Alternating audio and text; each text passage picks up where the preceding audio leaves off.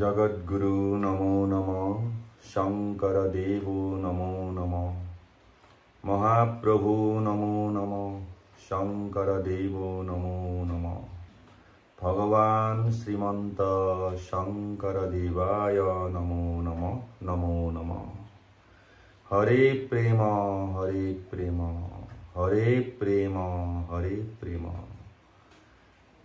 प्रेमे ईश्वर कर्मई धर्म प्रेमे ईश्वर कर्मई धर्म love is God work is worship प्रेम ही ईश्वर है कर्म ही धर्म है। ब्रह्मा के आदि करी ब्रह्मा विष्णु शिव दुर्गा पार्वती सकलो मनुष्य कर्म और कालर अधीन এইটো চিৰ সত্য কথা আৰু এয়াই হল চিৰন্তন সত্য। সকলো দেৱ দেৱীকে আদি কৰি সকলো মনুষ্য জন্ম আৰু মৃত্যু আছে, এয়াই হল পৰম সত্য। কৰ্মফল সকলোৱে ভোগ কৰিব লাগিব, সকলো কাল আৰু কৰ্মৰ অধীন। 33 কোটি দেৱ দেৱীকে আদি কৰি সকলো মনুষ্য পশু পক্ষী কৰ্ম আৰু কালৰ অধীন। কৰ্মফল সকলোৱে ভোগ কৰিব লাগিব, সকলোৱে ভোগ কৰিছে। ৰাম হল, কৃষ্ণ হল, শিৱ হল, দুৰ্গা হল, পাৰ্বতী হল, সকলো মনুষ্যই কৰ্মফল ভোগ কৰিবই লাগিব। আৰু সৎ কৰ্মৰ সৎ ফল, ৰাজসিক কৰ্মৰ ৰাজসিক ফল আৰু তামসিক কৰ্মৰ তামসিক ফল। এয়াই হল কৰ্মৰ সিদ্ধান্ত। It is the law of karma. Every action has opposite and equal reaction. এইটোৱে হল কৰ্মৰ সিদ্ধান্ত আৰু কৰ্মৰ সিদ্ধান্তৰ পৰা কোনো আঁতৰি যাব নোৱাৰে। সেয়েহে আমি নিজৰ কৰ্মৰ প্ৰতি দায়িত্বশীল হ'ব লাগে, কৰ্মৰ প্ৰতি সচেতন হ'ব লাগে। সাত্বিক কৰ্ম কৰিবৰ কাৰণে আমি যত্ন কৰিব লাগে, তেতিয়াহে আমি সাত্বিক ফল পাম। গতিকে সাত্বিক, ৰাজসিক আৰু তামসিক এই তিনিও প্ৰকাৰ কৰ্ম সকলো জীৱই কৰিব লাগিব। তেওঁ ৰাম হওক, কৃষ্ণ হওক, শিৱ হওক, আৰু নিস্তাৰ নাই। কাৰণ তিনি তত্ত্বৰ ওপৰত কোনো নহয়, এই তিনি তত্ত্বৰ অধীনত সকলো থাকিব লাগিব। আৰু এয়া মই এখন গ্ৰন্থ ৰচনা কৰিছিলোঁ, ভক্তি মহাতত্ত্ব। এই ভক্তি মহাতত্ত্ব ভাগ আজি এয়া নাৰায়ণ নাম তত্ত্ব ভাগ মই এই অধ্যায়টো আজি মই ভিডিঅ' কৰিব ওলাইছোঁ। মই বিজ্ঞানসন্মতভাৱে গ্ৰন্থখন ৰচনা কৰিছোঁ।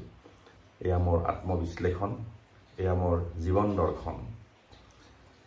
এয়া আজি নাৰায়ণ নাম তত্ত্ব ছবি চন্দৰ সুৰত মই ৰচনা কৰিছোঁ।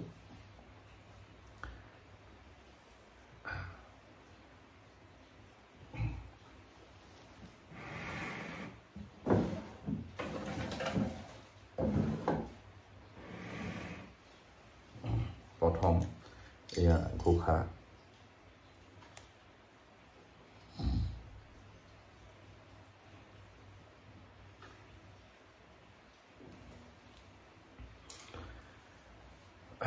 এয়া ঘোষা হিচাপে মই লিখিছোঁ।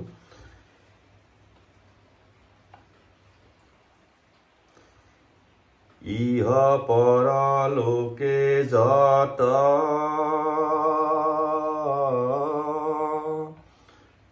জীৱ সব আছে তাত সবাৰো আশ্ৰয় জানা কোন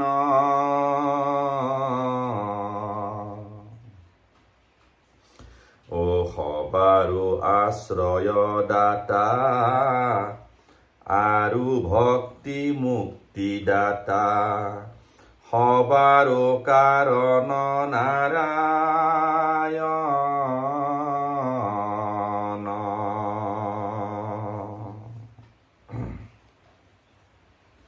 তাৰপিছতে আহিল পদ।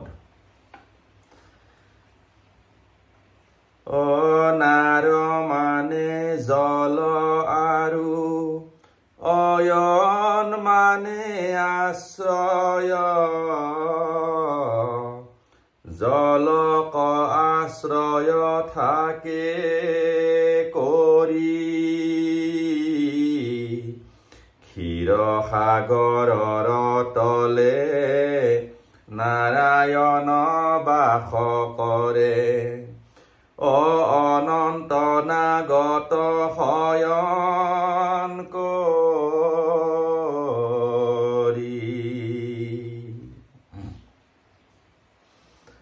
ব্ৰহ্মা বিষ্ণু সদা শিৱ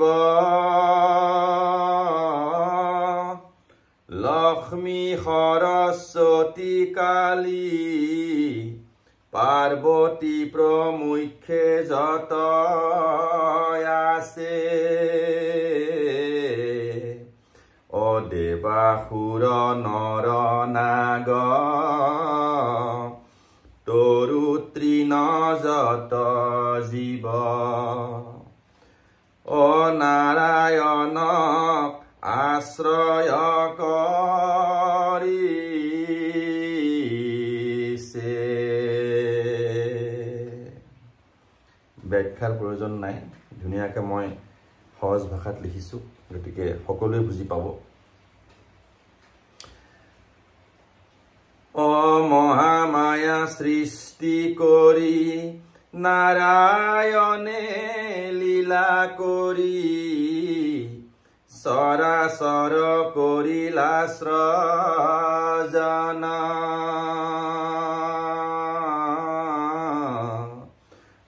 ব্ৰহ্মা আদি জীৱ যত আছে যত ব্ৰহ্মাণ্ডত সবাৰো কাৰণ নাৰায়ণ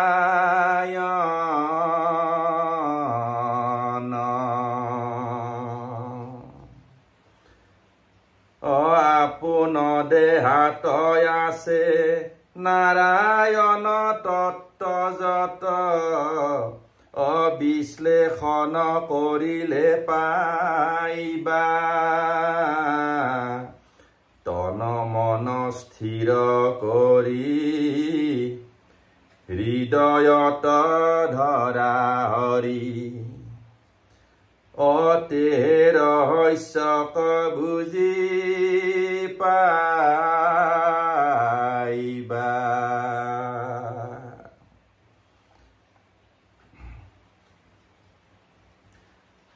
নাৰায়ণ পদ্মনাভ ব্ৰহ্মাৰ উৎপত্তি স্থল আনো যত জীৱ কুল আছে অজলতে সে উপজয় তাত যে সংশয় নাই অজীৱ তত্ত্ব নাৰায়ণ মাজে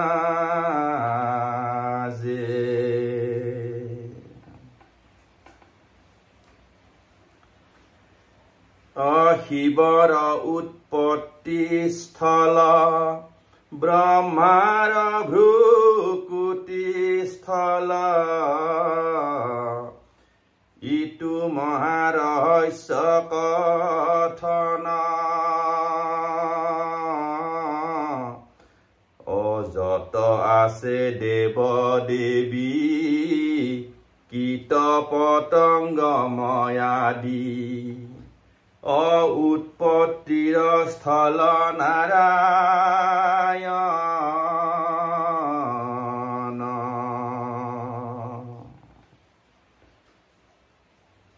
প্ৰকৃতি পুৰুষ তত্ত্ব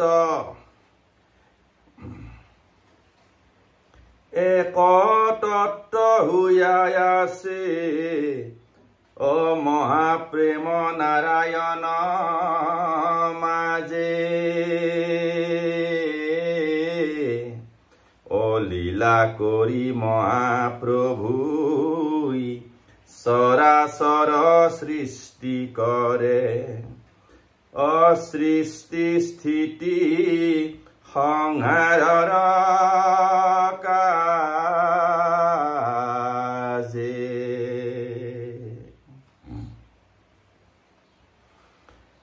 বসুমতী জল অগ্নি বায়ু আকাশ তত্ত্ব এই পঞ্চভূত শৰীৰৰ অপঞ্চতত্ত্ব এক হৈয়া শৰীৰক সৃষ্টি কৰে অ এই নাৰায়ণ তত্ত্ব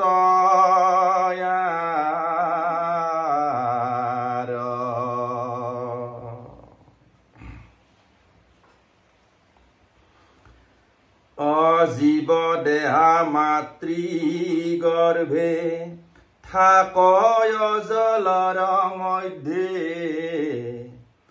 অ ইটো কথা জানে নৰ লোকে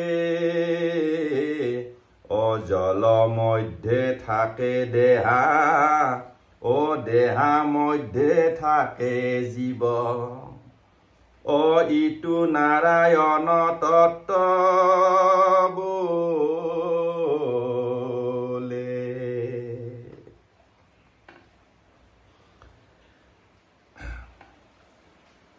অ জল তত্ত্ব মুখ্য তত্ত্ব আন হব গৌণ তত্ত্ব অজীৱ শৰীৰত পোৱা যায় অজলক আশ্ৰয় কৰি প্ৰাণী তন উপজয় তন মানে শৰীৰ অ নাৰায়ণ তত্ত্ব এই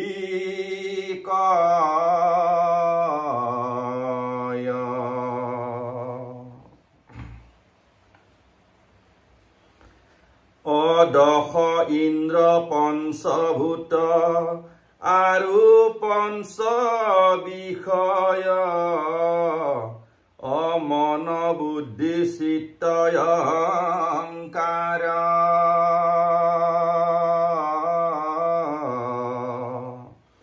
অ এই 24 তত্ত্ব পাছে মদনক সৃষ্টি কৰে মদন মানে হল শৰীৰ এই শৰীৰটো এই 24টা তত্ত্বই সৃষ্টি কৰে অ মহাপ্ৰেম নাৰায়ণে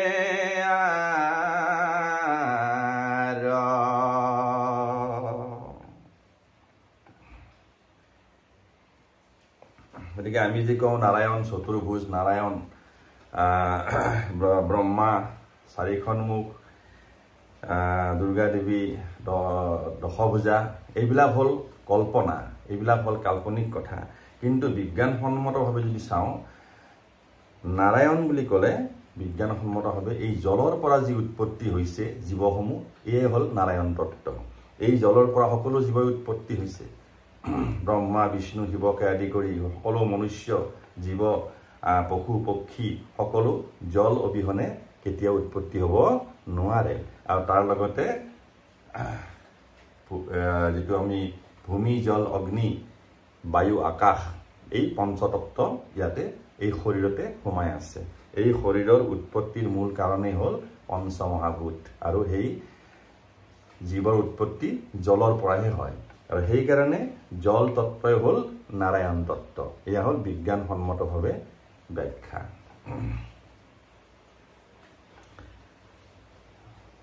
এই নিউক্লিক এসিড সমূহ আলটিমেটলি গৈ এই জলতে সৃষ্টি হৈ সেই নিউক্লিক এসিডৰ পৰাই গৈ পেলাই আমাৰ জীৱসমূহৰ সৃষ্টি হয়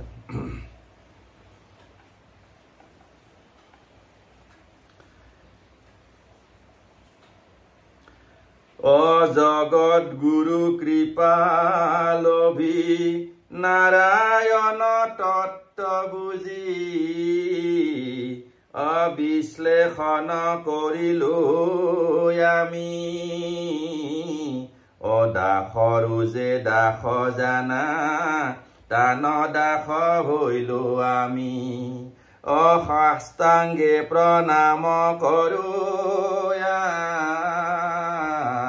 আমি সাষ্টাংগে প্ৰণাম কৰো আমি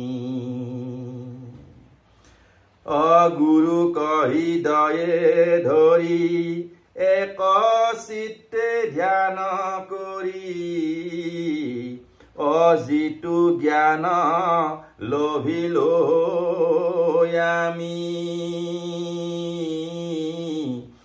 ভকতিৰ বলে আমি মহাপ্ৰেম শকতিৰে নাৰায়ণ তত্ত্ব দিলো আমি হৰে প্ৰেম হৰে প্ৰেম হৰে প্ৰেম হৰে প্ৰেম হৰে প্ৰেম হৰে প্ৰেম হৰে হৰে প্ৰেম হৰে প্ৰেম হৰে প্ৰেম হৰে প্ৰেম হৰে প্ৰেম হৰে প্ৰেম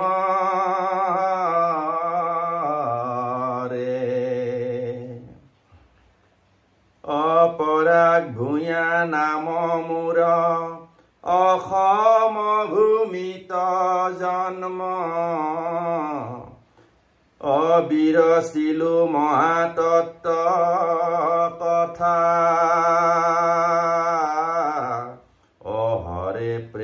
হৰে প্ৰেম বোলা হব নৰলোক সৰ্বসিদ্ধি জানিবা সৰ্বথা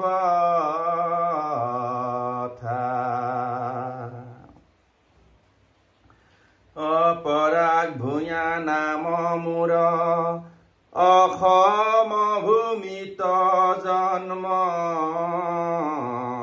বিৰচিলো মহাতত্ত্ব কথা হৰে প্ৰেম বোলা হব নৰলোক সৰ্বসিদ্ধি জানিবা সৰ্বথা